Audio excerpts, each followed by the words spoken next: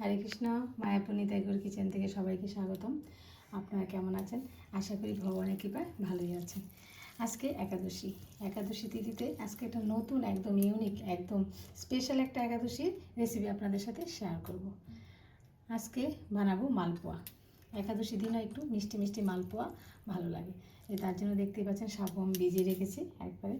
আর এখানে নিয়েছি রাঙ্গালু, ওই মালপোয়াতে থাকবে রাঙ্গালু। প্রথমে আমি রাঙ্গালুটাকে কুড়িয়ে নেব, সিদ্ধ করে নিয়েছি। রাঙ্গালুটাকে ভালোভাবে কুড়িয়ে নিচ্ছি। এই দেখুন আমি রাঙ্গালুটা বড় সাইজের হাফ নিয়েছি, এটা কুড়িয়ে নিয়েছি। এখন আমি মেখে নেব মালপোয়াটা। আর এখানে দিয়ে দিচ্ছি সাবুদানা ভিজানো, দিয়ে দিচ্ছি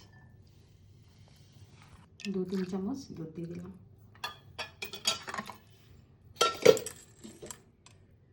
কেনোয়া গুঁড়োটার সাথে দিয়ে দিচ্ছি। এই যে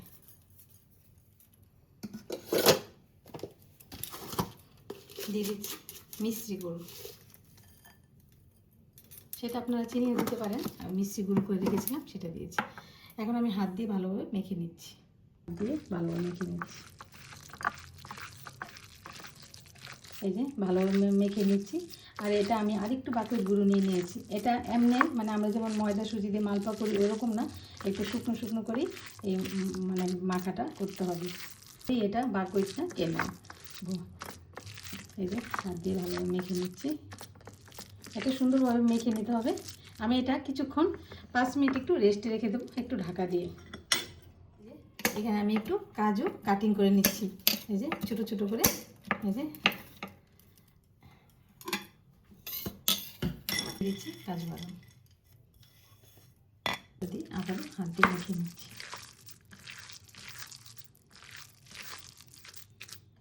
আমি একটা কড়াই বসিয়ে দিয়েছি, কড়াইয়ের মধ্যে সানফ্লাওয়ার তেল দিয়ে দিলাম।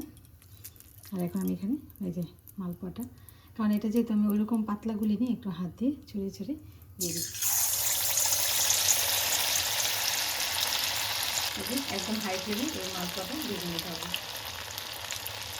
এই যে দেখুন আস্তে আস্তে ভাজা হচ্ছে। আমি এই পিঠটা উল্টিয়ে দিচ্ছি।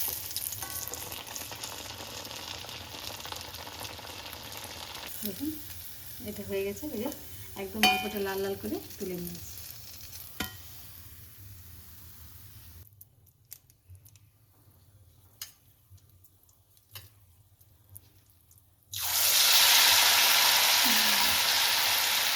এটাও আরেকটা হাই ফ্লেমে ভেজে নিচ্ছি, উল্টিয়ে দিচ্ছি। আর কত করে তেল ফেলে দিচ্ছি, দেখুন আস্তে আস্তে কিন্তু তুলে উঠছে।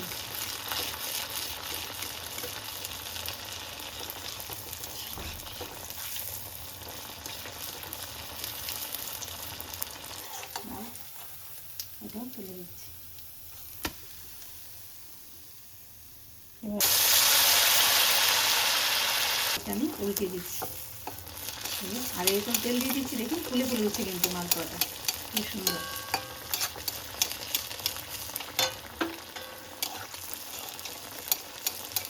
আমি আরেকটাও দিয়ে দিচ্ছি, একটু ছড়িয়ে।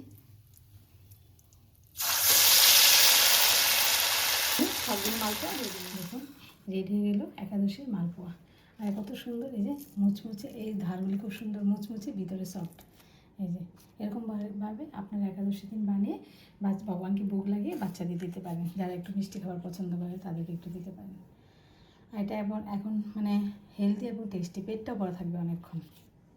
আজকে ভিডিও এখানে শেষ। সবাই ভালো থাকবেন, সুস্থ থাকবেন। আবার দেখা হচ্ছে পরের ভিডিওতে। হরে কৃষ্ণ।